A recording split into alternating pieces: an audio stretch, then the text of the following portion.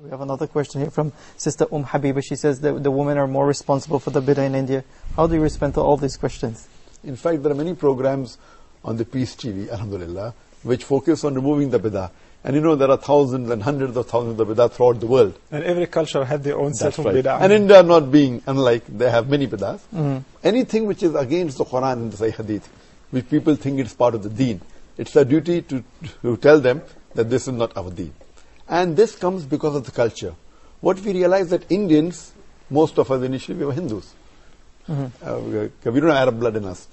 Maybe a few, but the majority of us, we are coming from a background which were Hindus. Maybe of grandfather, great-great-grandfather. So many of the practices of our great-great-grandfather's religion do creep into us.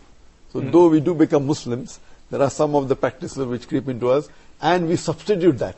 That's how we find these various bid'ah. So it's our duty to point out that this is not part of Islam. It is an innovation that came later on. That is the reason we say that anyone says anything about deen, he should back it up with a reference from the Qur'an and the Sahih Hadith. And I say that any scholar says anything, let him be the greatest scholar in the world. We follow Allah, His commandment in the Qur'an, and the Prophet Muhammad, his commandments, and his way of life, and the next 3 generations. Any scholar after that says anything, if he does not refer to these sources, whatever he says doesn't carry weight.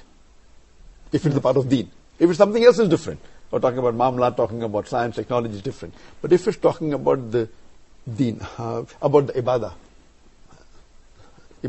it should be backed up from proof from the Quran and the Sahih Hadith. Worship. Okay. So unfortunately, the easiest way to remove it, any scholar says anything, let him be the most famous. Therefore I say, what Zakir Naik says in Islam is 0.